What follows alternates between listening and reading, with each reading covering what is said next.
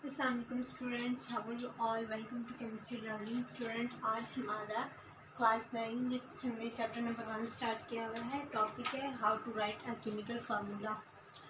कि हमने chemical formula को कैसे राइट करना है। जो केमिकल फार्मूला होता है वो बेसिकली स्टूडेंट बहुत ज़्यादा इम्पोर्टेंट है केमिस्ट्री में, और सब स्टूडेंट्स इसके अंदर बहुत ज़्यादा कंफ्यूज हो जाते हैं लिखती दफ़ा। और आपने सबसे पहली बात है कि इसको रट्टा बिल्कुल नहीं लगाना। अगर आप रट्टा लगाएंगे तो कितने को फार्मूला जो है वो आप रट्टा लगा सकते हैं। इसके लिए आपको जो ये इन्होंने 4 रूल दिए हैं वो आपको बहुत ही ध्यान से देखने हैं, समझने हैं। मैं आज आपको उनको बहुत ज़्यादा डिटेल में पढ़ाऊँगी और आपने इसको बहुत ज़्यादा गौर से देखना है। ये बहुत ज़्यादा इम्पोर्टेंट क्वेश्चन है बोर्ड ऑफ एग्जामिनेशन के लिहाज से। अक्सर ये क्वेश्चन पूछा जा सकता है कि how to write a chemical formula. तो सबसे पहले हम इसको डिफाइन करते हैं। Compounds are represented by chemical formula as elements are represented by symbols. इसका क्या मतलब है कि जितने भी कंपाउंड हैं हम उनको रिप्रेजेंट करते हैं, जाहिर करते हैं बाय केमिकल फार्मूला, एक केमिकल फार्मूला से एज एलिमेंट। जैसे कि एलिमेंट रिप्रेजेंट किए जाते हैं सिंबल से। जैसे देखिए एग्जांपल मैंने दी है कंपाउंड की, NaCl है, कैल्शियम क्लोराइड है। इसी तरह हमने ये जो साल्ट है यूज हैं वो हम लोगों ने लिखे हैं इनके केमिकल फार्मूलाज। एलिमेंट के लिए जो हम देखें सोडियम है, क्लोरीन है, कैल्शियम है। इस एलिमेंट के लिए जो हम सिंबल यूज करते हैं Na है, Cl है और Ca है। इसी तरह जब ये कंपाउंड की शक्ल में हमने लिखना है तो हमने इसको NaCl लिखना है और CaCl2 लिखना है केमिस्ट्री में।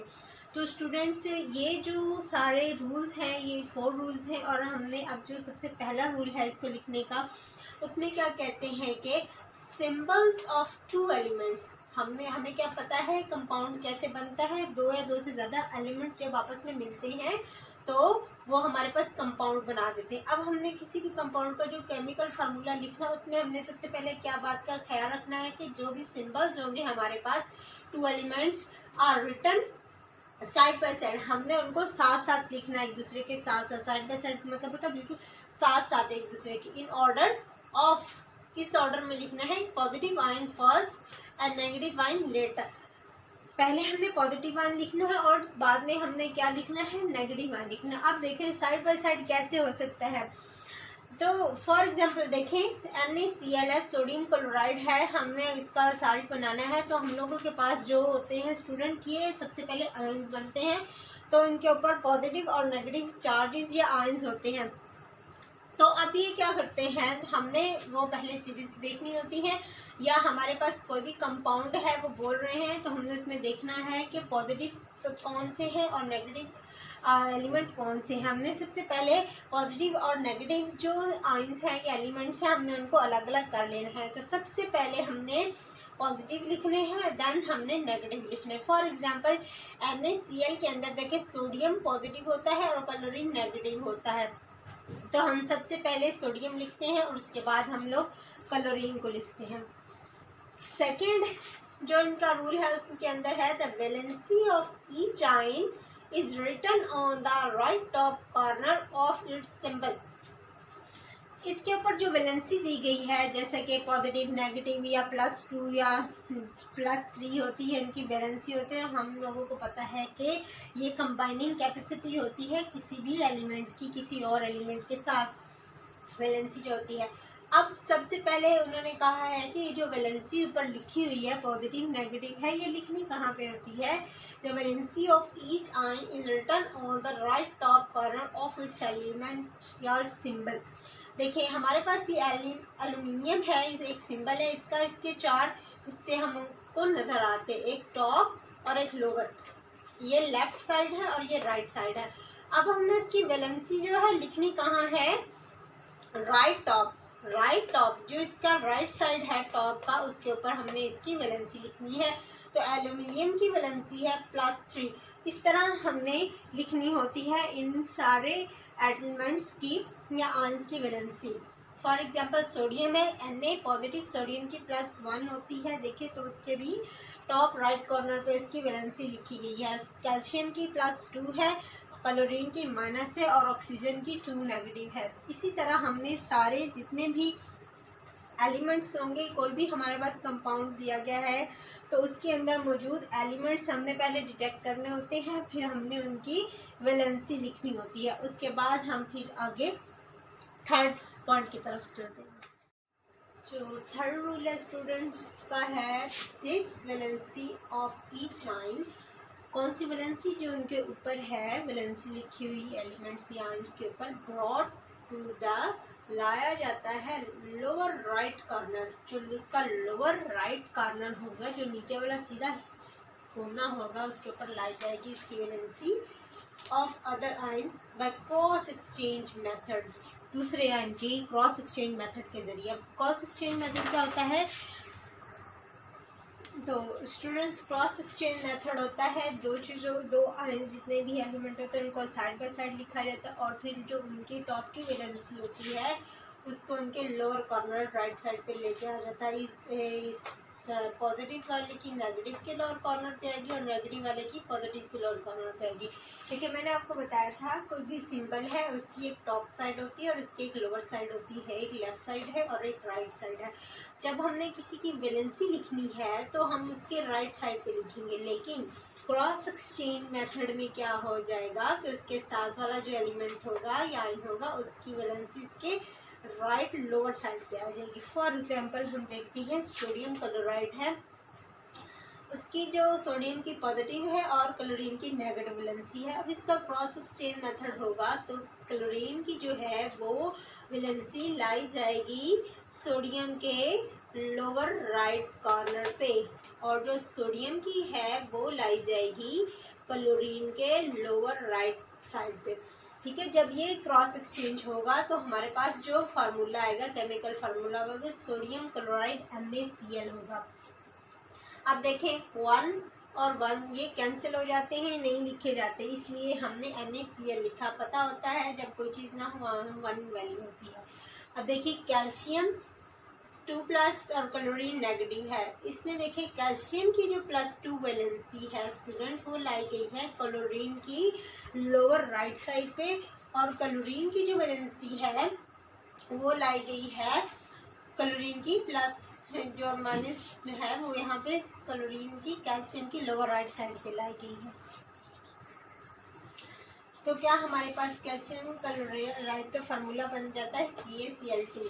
अब देखिए थर्ड है कैल्शियम ऑक्साइड का फार्मूला। जब हमें लिखना होता है तो सबसे पहले हमें पता है कैल्शियम की वैलेंसी +2 है और ऑक्सीजन की वैलेंसी -2 है। जब हम इसका क्रॉस एक्सचेंज करवाते हैं तो सेम जो वैलेंसीज होती हैं वो एक दूसरे के जो होती हैं नल कर देती हैं इन दोनों का इफेक्ट, तो हम लिखते हैं Ca और कैल्शियम ऑक्साइड, इसका फार्मूला आ जाता है। तो ये जो थर्ड पॉइंट है इनका थर्ड रूल है उसके अंदर आ जाता है क्रॉस एक्सचेंज मेथड। इसके अंदर हमने जो टॉप पर राइट की वैलेंसी होती है एक आयन की उसके दूसरे आयन के लोअर साइड पे लानी होती है। अब फोर्थ वाला देखिए, फोर्थ रूल है if the valencies are same, अगर तो वैलेंसी सेम है जैसे कि सोडियम और क्लोराइड के केस में है, दे आर ऑफसेट, ये ऑफसेट हो जाती हैं, इसका मतलब होता है ये जाहिर नहीं की जाती, and are not written in the chemical formula, और हम इसको केमिकल फार्मूला के अंदर नहीं लिखते।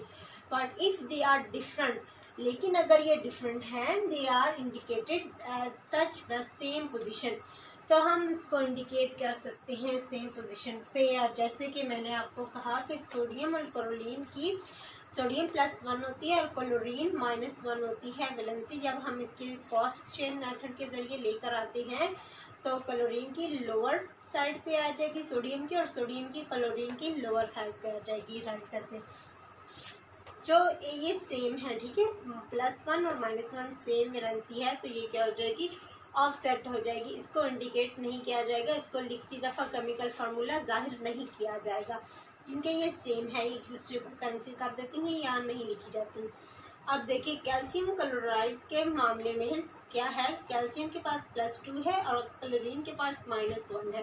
तो जब हम इसका क्रॉस एक्सचेंज मेथड करते हैं तो क्या करते हैं, हम कैल्शियम की जो +2 है वो हमने क्लोरीन की लोअर राइट साइड पे लेकर आनी है और क्लोरीन की कैल्शियम के लोअर राइट साइड पे लेकर आए। तो जब हम इसको लेकर आते हैं तो हम ये क्या कहते हैं, they are indicated as the same position. तो हम इसकी सेम पोजीशन के साथ इसको इंडिकेट कर देते हैं। कैल्शियम क्लोराइड CaCl2 इसका केमिकल फार्मूला होता है और हम इसको इसी तरह लिखेंगे।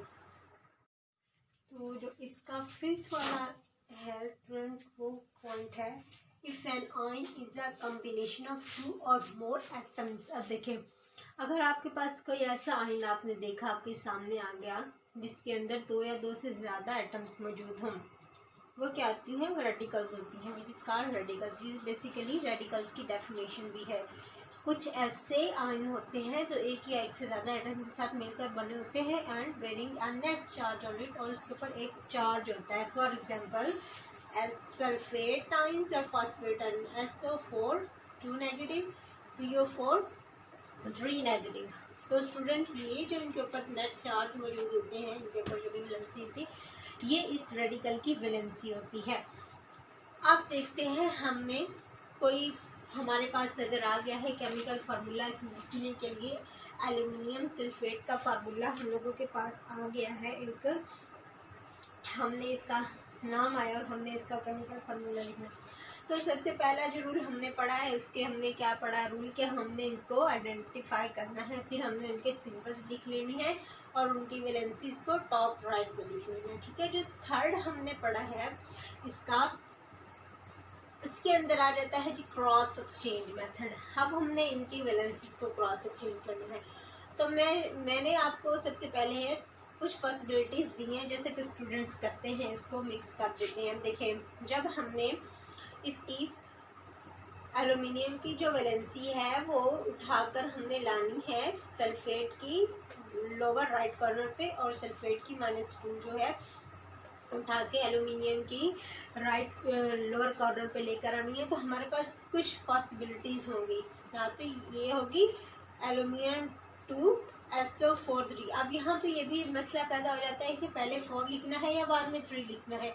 Aluminium SO34 aluminium 2 SO4 minus होगा या प्लस होगा, कुछ भी हो जाए, मल्टीप्लाई होगा। हमने ये सारी पॉसिबिलिटी देखनी है, लेकिन मैं क्या कहती हूँ कि ये सारी की सारी पॉसिबिलिटीज रॉन्ग है, ये कोई भी नहीं आएगी। ये बहुत सिंपल और आसान मेथड है, बिल्कुल ये सबसे ज़्यादा सिंपल है।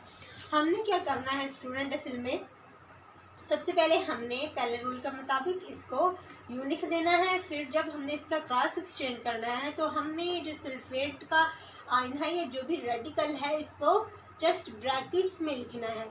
ठीक है, हमने इसको ब्रैकेट्स में लिख देना है और उसके बाद जो भी क्रॉस एक्सचेंज आएगा तो उनकी पोजीशन सेम हो जाएगी। इसी तरह कैल्शियम फॉस्फेट है तो इसके लिए भी हमने वही मेथड यूज़ किया है कि जो फॉस्फेट की आयन है या रेडिकल है उसको ब्रैकेट में लिख देना आपने, और इसको सेम क्रॉस एक्सचेंज के जरिए आपने इसकी वैलेंसी को लोअर राइट साइड पे कैल्शियम के लेकर आना और कैल्शियम की वहाँ पे लेकर आनी है।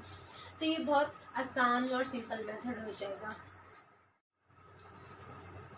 तो स्टूडेंट, आज जो हमारे टॉपिक है उसका ओवरव्यू है how to write a chemical formula. तो इसके लिए हमने ये 5 रूल पढ़ी हैं, मैं आपको ओवरव्यू देती चलो। सबसे पहला जो रूल है उसमें हमने क्या करना होता है, साइड बाय साइड पढ़ा है कि साइड बाय साइड हमने जितने भी आयंस हैं, जितने भी एटम्स हैं, उनको साइड बाय साइड लिखने हैं। पहले पॉजिटिव लिखने हैं और देन नेगेटिव लिखने हैं। ठीक है, दूसरा क्या है, वैलेंसी क्या होगी, उसके टॉप कॉर्नर पे आएगी। जो भी सिंबल होगा किसी भी एलिमेंट या आयन का जो भी सिंबल होगा वो जब लिखा जाएगा तो उसकी जो वैलेंसी होगी पॉजिटिव में है या नेगेटिव में है, उसके राइट कॉर्नर पे आएगी, टॉप पे। फिर थर्ड मेथड में क्या है, इसको क्रॉस एक्सचेंज करवाया जाएगा उनके वैलेंसीज को।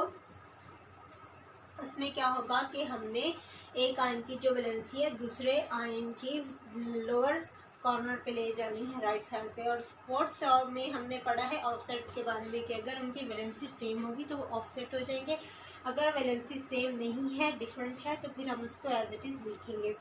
और 5वें में हमने पढ़ा है रेडिकल। रेडिकल्स क्या होते हैं, जो कोई भी ऐसे एटम होते हैं जो एक या एक से ज़्यादा एटम के साथ मिलकर बना होता है और उसके ऊपर कुछ चार्ज हो, उसके ऊपर कुछ नेट चार्ज हो, वो होते हैं रेडिकल्स। Thank you.